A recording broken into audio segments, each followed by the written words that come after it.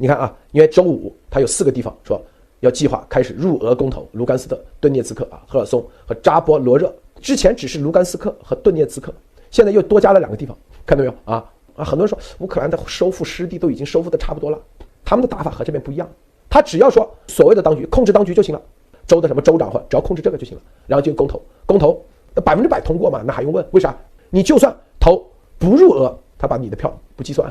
计算的都是入俄的，你不去投啊，正中下怀，最后99%同意入俄，不就得了吗？很简单的事，他这个公投是假公投，他用这招打，他就想把这4个地区合法化，在俄罗斯的法律宣布，是吧？这几个就属于俄罗斯了。然后西方在干涉的时候，他就进入到一个真正的战争状态。周五之后，大家看啊，一定是升级，一定。你要知道，如果他这个什么入俄公投啊这种操作方式，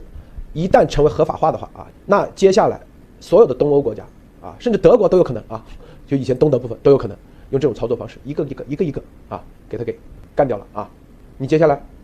什么立陶宛或者啥这些所有的地方，他说我公投，那你就看不到他公投的人在哪。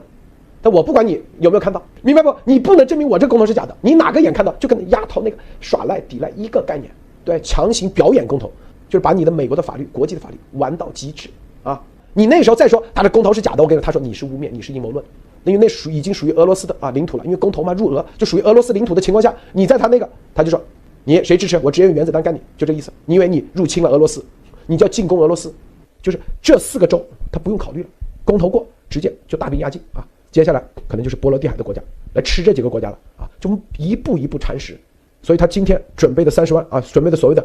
动员也是一种威慑。然后实际上先让那几个地方公投，